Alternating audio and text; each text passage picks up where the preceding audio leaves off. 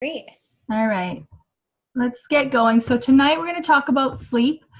Sleep plays a vital role in good health and well-being throughout our lives. Getting enough quality sleep at the right time can help protect your mental health, physical health, quality of life, and safety. Although we can probably agree that sleep is important, it's often put on the back burner when it comes to our health. I know I've heard this before from people, so that's pretty funny to put. So what is sleep? The sleep is, according to the American Sleep Association, sleep plays, where am I? Okay. Oopsies. I have control tonight, so hold on. Sleep is a natural state of the mind and body with altered consciousness. Before, it used to be thought of more as a passive process, but it is active now that we know. It's restorative. It strongly affects daily occupations, not only in participation, but also in our performance. It's, we can understand that if we're tired, we might not want to be doing something, but it also affects how our performance is. The way you feel while you're awake depends on in part on what happens while you're sleeping. During sleep, your body is working to support healthy brain function and maintaining your physical health. Oopsies, there we go again. Importance of sleep. The Institute of Medicine in 2006 declared sleep deprivation a public health issue. There's been much more energy put into helping people in this area because it was such a problem. Sleep is crucial for homeostatic balance within the body, increasing the ability to participate in our daily occupations of life. And the lack of sleep is really a cumulative effect that puts you at risk for chronic diseases, executive functioning issues, memory, attention, all that good stuff. So just to get us thinking more about sleep, I have a question. Oh, my goodness. That's not working for me. At which stage of life do you require the most sleep? So we can take a moment and just think about that. When do you think you would need the most sleep?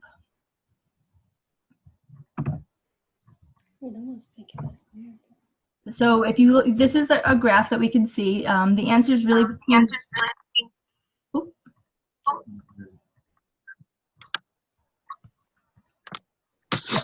so I'm getting a little kickback. Oh, if someone's joining us, could you mute your phone or mute the line? It's me, Kaylee. Hi. Thanks, John. Welcome. We're welcome. Want to just hit the mute now, and then we can chat more. Oh, let's see. I think we're good. All right. So the answer is between the ages of 0 and 2 years. You can see from this graph how our sleep recommendations really change over our lifetime and sort of plateau as adults. The dark blue is the recommended amount of sleep. So you can think about roughly, how much you get a night and see where you fall. The light blue. Oh, hang on. What's happening? The light blue is within the range, and then that peachy color is not recommended. I like this image here of this little doggy. I figured I would share more about the neuroscience of sleep with you as a bit of a refresher. Hi, Adam, can you do it? So the REM sleep, we've all probably heard about the rapid eye movement. This is where our body is still and our eyes are moving. This is, in order to achieve REM sleep, you really need to be in a deep sleep. This is where our dreaming occurs. And what's important with REM is not the time, it's not the amount of time you're in REM, but really the quality. For our brain, our hippocampus, which is involved in learning and memory, has a high amount of activity during this REM sleep. So the brain is really being addressed. The more intense the learning process someone's going through, think of children, how much they're learning, the more intense that REM sleep will be. And if you're really having trouble with sleep, it's disrupted, you're not going to be able to achieve a good quality of REM. And REM sleep deprivation has a negative impact on our nervous system. NREM sleep, non-REM sleep, is our body is moving and our eyes are still. This is where our brain gets to have a break. And if we're more physically active, then you will have a more intense non-REM sleep. I know I've seen my doggy do that. So it's good to understand the differences between REM and NREM sleep. Let me get it back to that in order to really see where you're having trouble. Ooh, sorry about that. REM, the rapid eye movement sleep, really will decrease the amount you need as it decreases with your age. The EEG patterns is similar to when you are awake, and this is where most of our dreaming occurs. If you have had not enough REM sleep, you're more at risk for anxiety and irritability. So you can think of things in the morning, you might wake up, you're feeling cranky or irritable. That's probably an indication that you did not get enough quality REM sleep. Your NREM is the amount of that actually increases with age. It has 4 different stages, and it's really restorative to the body's muscle. And if you don't get enough NREM, that's maybe where you feel physically tired in the morning. It's not, you don't have as much energy and your body's just tired. So you might be able to think about in your morning how you're waking up and how you're feeling, and you might be able to start identifying, oh, I didn't get enough quality REM, I'm not sleeping deeply enough, or I'm too physically tired in the morning. So you might be able to identify some of the things that you're experiencing. This is a really great resource. It's called, well, Sleepy Time, but sleepyty.me. And it's a free website that you can use, and it can help you if you need to wake up at a certain time. You can click at the top when you need to wake up, and it will tell you when you should be going to bed. Or if you want to go to bed right now, it'll give you a great time to wake up so that you're not waking up in the middle of a REM cycle.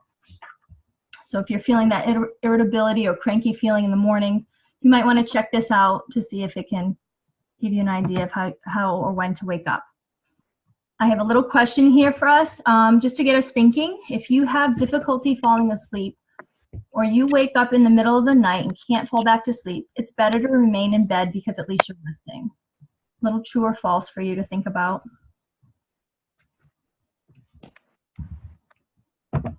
So the answer is that it is false. It takes the average American adult between 10 to 20 minutes to fall asleep.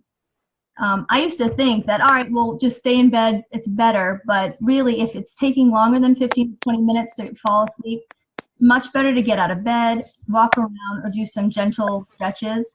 Otherwise, you will run the risk of associating it with wakefulness. So your bed really should be for 2 things. It really should be for sleeping and for romance. So if you're having trouble, get up, move around, and then try again. Here's another really great resource. It's just a 5 or 6 minute YouTube video that you can look up. If you type in either this link or relaxing bedtime yoga with this woman, fancy name, you can have a little something that you can try before bed. And here's some more little tips for really promoting better sleep. You might want to try to go to bed and wake up at the same time every day, even on the weekends. It can really throw off your body's internal clock if you're staying up really late on the weekends and then go to bed early. Use the hour before bedtime for quiet. This is still something that we're really trying to work on, avoiding the artificial lights from TVs or computer screens. We've started parking our phones into the kitchen and plugging them in to really help us break the pattern of checking them or getting distracted, staying up late right before bed. So that might be a goal for you. You just start small, avoiding something like that.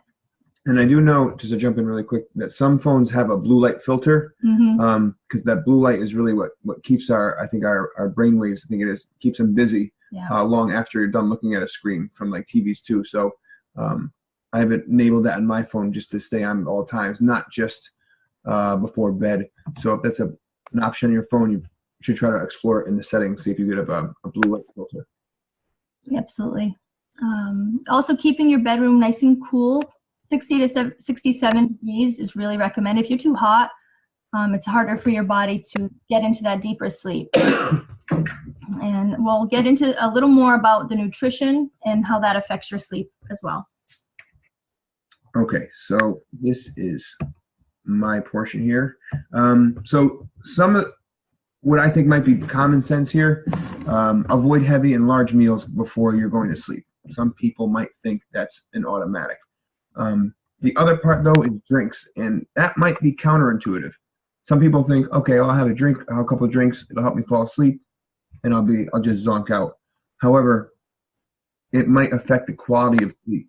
Okay, alcohol might help you get to sleep quicker, but it might have you. It's the quality of sleep that matters. To refer to what Kate said earlier. That REM sleep, you really need that deep sleep in order to achieve your REM sleep. So. Right. So if you're pigging out before bed, obviously we don't eat like Homer anymore. But even like a light snack is different. That can be fine. But alcohol and a heavy meal you want to avoid prior to bedtime. And this is something I got from Dr. Donnie Wilson, who's a naturopathic doctor. So it's kind of contrasting food sensitivities and allergies. So on both cause inflammation. Some people think, okay, well, I'm not allergic to it, I should be able to have it. But food sensitivities cause inflammation as well. They just might be a little more delayed, and you might feel certain ways and you don't know why, because they happen at a later time. But they're associated with over 200 different symptoms that can show up after eating food.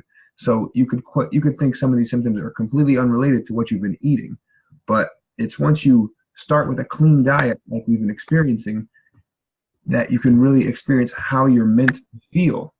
Like some people who are lactose intolerant, they take a lactate pill so they can enjoy cheese and ice cream and things like that, instead of really listening to their body and seeing how they feel without it. And that's what this June Jumpstart is definitely meant for us to experience. So after this June Jumpstart is over, if you venture back into some of those foods, you might get a real good feeling of how your body reacts to them because you've cut them out this whole time. We've been concentrating on the low glycemic foods, the clean foods, the anti-inflammatory foods, for just the reasons that we've said in past calls. It's better for the long run for our body. And this is leaky gut, and leaky gut plays a role in our overall health too. So I'm going to have Ange jump in here in a second, but I'm just going to kick it off. When the intestinal lining is not as healthy as it could be, it allows food into your gut to trigger an immune response. Okay, think of it when you sprain your ankle. There's a response in your body. Inflammation happens because your body rushes to help that part of the body. But inflammatory messages happen with food as well.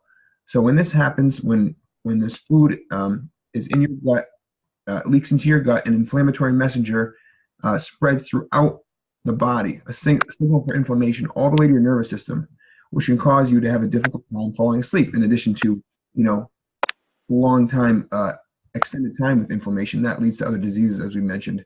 But this can hurt your sleep as well. And Ange, I'll kick it off to you a little bit for leaky gut, because I know that you're the expert here on that. Oh, sure. Yeah, love talking about leaky gut, as gross as it is to talk about, but it's very important, and we will talk more about leaky gut in the coming weeks with the gut health presentation, and also even just talking about inflammation, because a leaky gut is really where a lot of things start for people, but it's such a random sounding thing that people might think, well, that doesn't apply to me. But all disease begins in the gut. That's the first thing to understand. And when you wonder how that could be, one of the things they're finding, even in the literature, they're talking about something that they call in science intestinal permeability, where on the outside we just call it a leaky gut, because it literally is that. Our gut is meant to be a closed system. What goes in goes out, and that's it. But what's happening is from inflammation, from inflammatory foods and toxins in our environment, also from an imbalance of gut bacteria because of all of the sugar that Americans eat, and other very highly toxic and inflammatory foods, the cells that line the gut that are meant to keep everything on the inside in and everything on the outside out, except for little tiny micronutrients, which are meant to obviously get into the bloodstream. But what's happening with these bigger things like proteins and toxins, those are larger molecules that are not supposed to leave the gut. But the cells that line the gut are meant to be nice and cinched tightly together. when there's inflammation in the gut, when there's an imbalance in bacteria, when there's a high sugar diet over a period of time, the cells that line the gut start to pull apart a little bit, and ultimately they can create holes and gaps in the gut. It reminds me of, remember the Red Rover game a lot of us played when we were younger, where, you know, proteins and toxins are just breaking right through the lining of the cell wall. And what's on the other side of the gut lining is the immune system. Right there, it's like 80% of our immune system is located right outside our gut, and that's for good reason. But what's happening is these molecules are crossing that barrier, and they shouldn't be. So the immune system is responding, and it's becoming more and more of a heightened response as time goes on. And so you experience this downstream inflammation in very random and variable areas in the body. It just sort of depends on maybe where your genetic weaknesses are as far as what organ system or what part of the body is more prone to give you symptoms of inflammation. But ultimately, it all goes back to the health of the gut. If your gut lining is nice and cinched tight closely together like it should be, then the opportunity for symptoms and inflammation in the body is really reduced. And this gets much more dangerous down the line too when years go by and you've got these toxic molecules in the bloodstream.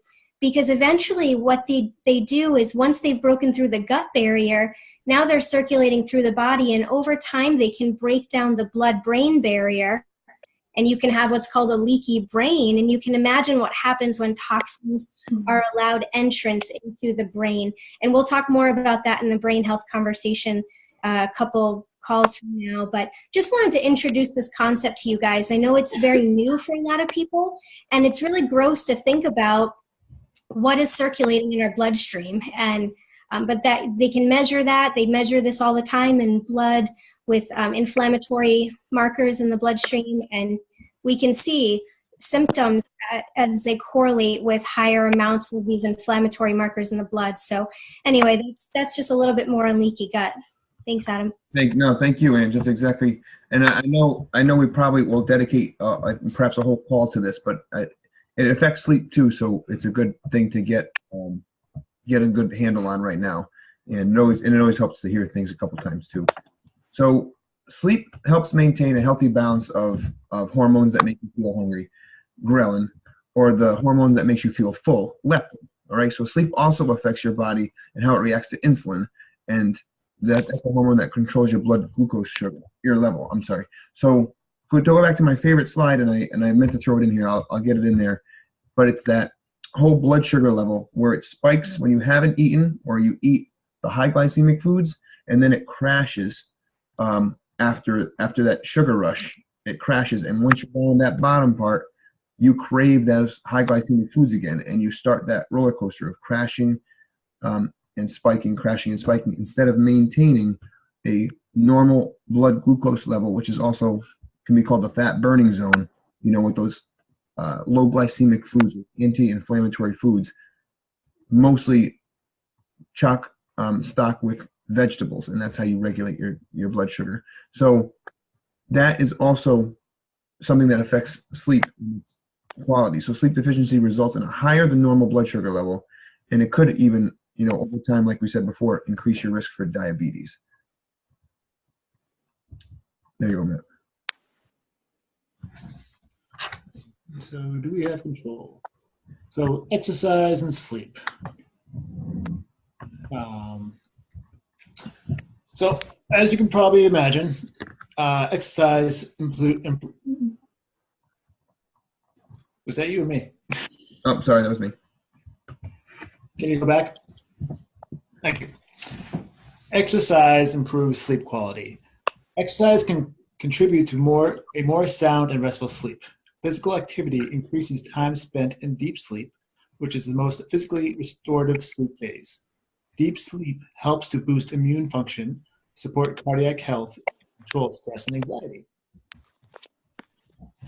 Okay, and exercise can help increase sleep amounts. You work more, you're going to be tired. In addition to improving the quality of sleep, exercise can also help you increase the duration of your nightly rest. Being physically active requires you to expand energy and helps you to feel more tired and ready to rest at the end of the day. Research indicates that regular exercise that's part of a consistent routine, consistent is the key, can help boost sleep duration and in addition to sleep quality. It also reduces stress and relieve anxiety. Stress is a common cause of sleep problems, including trouble falling asleep and sleeping restlessly during the night. Exercise is a potent remedy for anxiety and other mood disorders. Just 5 minutes of exercise can trigger anti-anxiety responses in the body. Mind-body exercises such as yoga can help quiet the sympathetic nervous system, which can help you relax. Research shows that mind-body exercises such as yoga and stretching can help to lower cortisol levels and reduce blood pressure, as well as having a positive effect on the mood.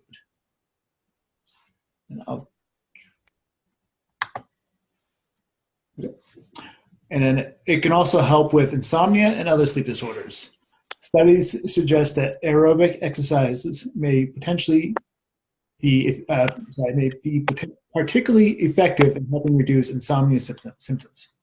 Research has indicated that for people with insomnia, the benefits of exercises kick in over time rather than immediately. So again, consistency.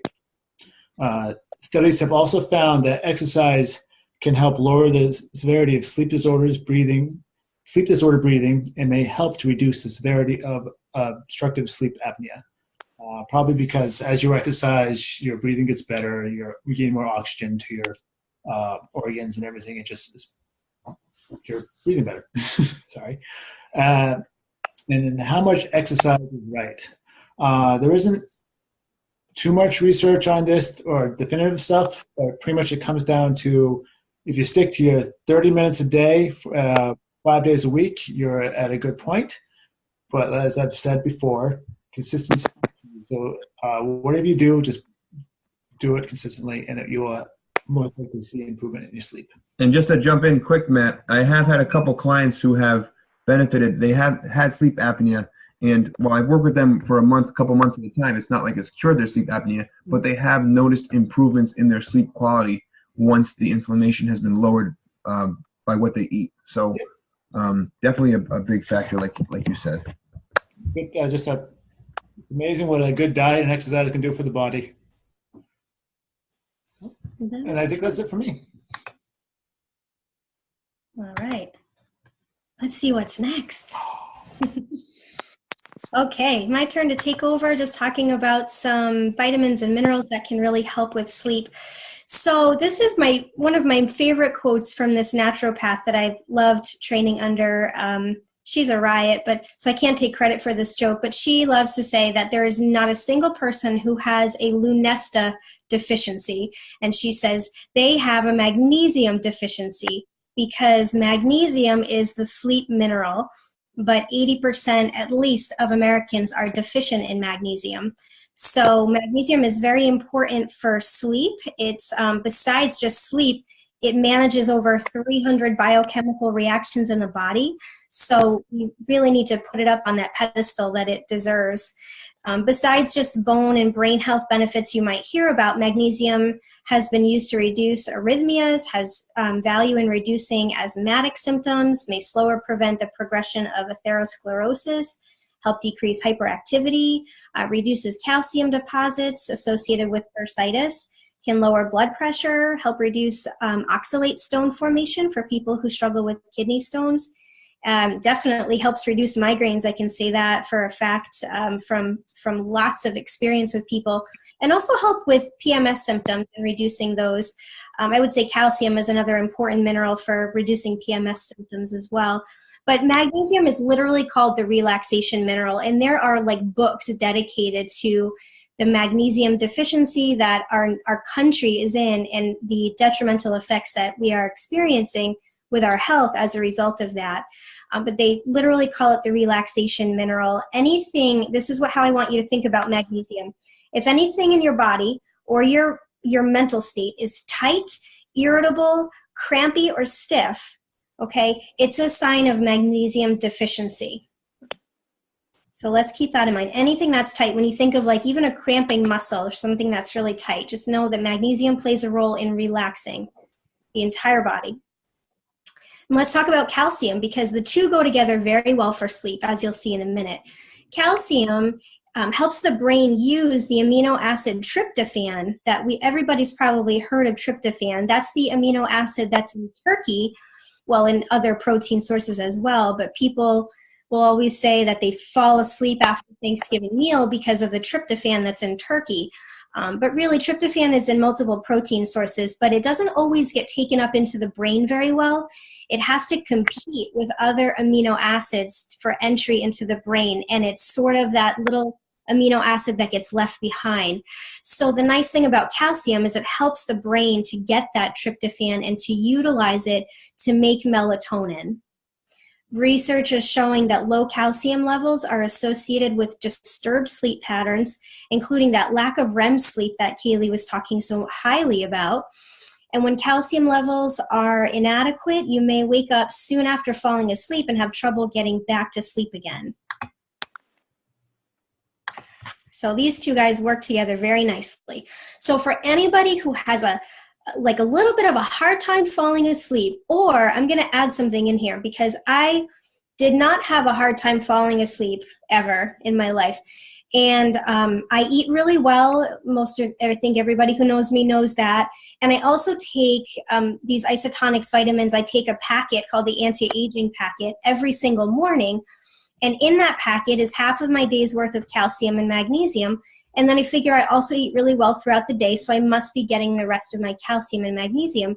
So I didn't usually bother taking anything at nighttime. But once we started researching and learning more about sleep together, especially through Kaylee and the naturopath that I mentioned earlier, I learned that one of the best things you can do before bed was take calcium and magnesium. So I figured I should try this if I'm going to mention this to other people who do have a hard time falling asleep, even though I wasn't in that category.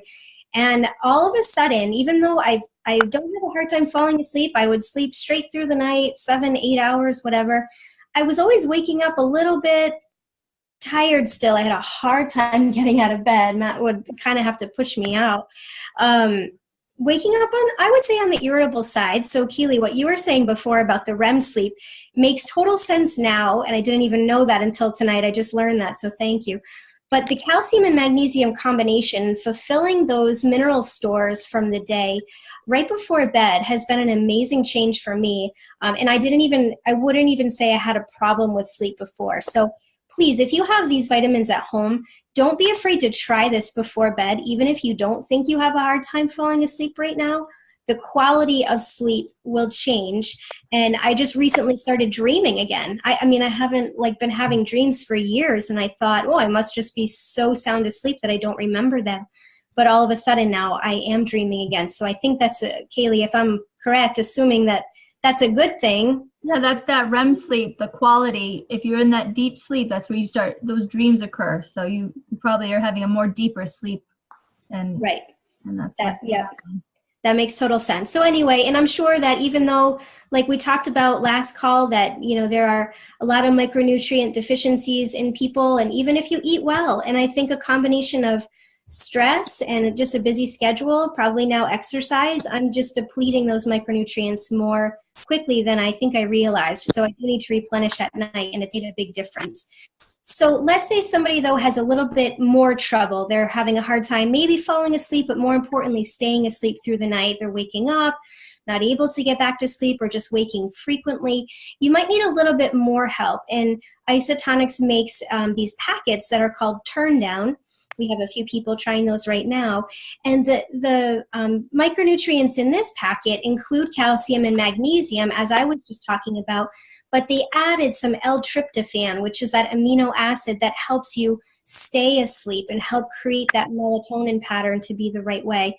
So if you need a little bit more help, you might want to try something called the Isotonics Turn Down packets. And if you have any questions about that, please let me know. It's just like the next step up. And then this isn't common, but there are some people whose sleep problems are honestly ruining their life or their health, their weight goals, any number of illness or disease states. So for those people who have an extremely difficult time falling asleep, staying asleep, getting quality sleep, anything like that, then you might want to add this. There's another product that I take this as a PRN for stress and anxiety. This is called Bliss, and it's a nice blend of mostly herbs with L-theanine, which is a green tea extract in there. It's a wonderful herbal blend for those moment-to-moment experiences of stress and anxiety. But the nice thing is you can also take it right before bed and help get you that, just one other thing on board to help get you that quality sleep that you need. So there's a lot of different interventions you can take from a supplement standpoint for sleep. And obviously, from everything we've learned tonight, we can't talk highly enough about the importance of sleep. So any help that you feel like you need, if there's anything I can do to educate you or to help you try a new routine or regimen, please let us know. Let me know. I'd be happy to help with that. And I just encourage you, even if you think you're sleeping okay, I encourage you to try. If you have some calcium, magnesium at home, great. If you'd like to borrow some or try it from somebody, just let us all know. We can get you a sample to try out. It makes a big difference. So I think that is all I have for vitamins that can help with sleep. I'm gonna post a sleep journal that in case this is something that anyone is really feeling they need a little more help with, that you can try to fill out. You can fill out in the morning, and really trying to make it like everyone's doing really well with their exercising and getting some, they're following the meal plan, but sleep is right up there with how important you need to really make a difference in your health. So try to pick a goal, be it, decreasing, phones and computers before bed, keeping them in another room, or making sure that you're going to get a certain amount of sleep each night, and see how you feel. It'll make a difference.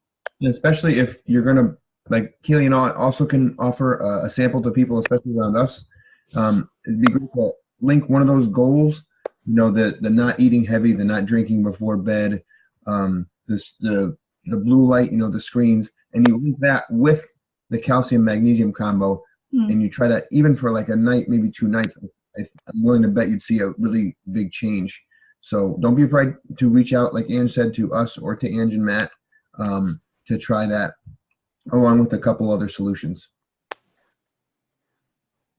So since we have an extra minute, I figured I would just say that it's only been 10 days that we've been doing this. And I mean, I've already been getting messages from people, and Mom was just sharing with me tonight that Dad is doing so great. So we're starting to see some real changes from people just getting some information. Maybe it's a weight change. Maybe it's I'm sleeping better finally, or little things, little health goals that mean very important things to each of you. So thank you for sharing those. Please don't stop. We love to get feedback on these little updates along the way of how you're feeling. I've been so inspired by watching, Lauren and Jennifer in the group talking about the gut-brain stuff. Obviously, I get very excited about that. And I'm so excited that that's a different book. Darn. Kelsey might like that book, but that's a different one. That was one of the books from the other day. Sorry. No, that's a mental health book. But anyway, so I just thank you for sharing how everybody has been doing. It's very inspiring, and I love seeing the conversations about wanting to learn more about these topics. And hang tight, because we've got exercise on Thursday night with Matt, and next week we'll start with some inflammation, gut health, brain health, getting into some real scientific nerdy conversations. Yeah. And please know people who aren't maybe seeing the inches or the pounds, there is a lot of stuff going on underneath the surface. So only 10 days in, you're about a third way through the month.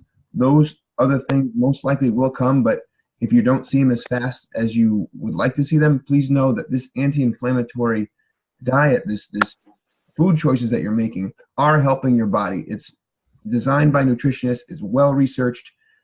So it is doing good for your body. So please know that, in case you haven't seen something you would like to have seen by now.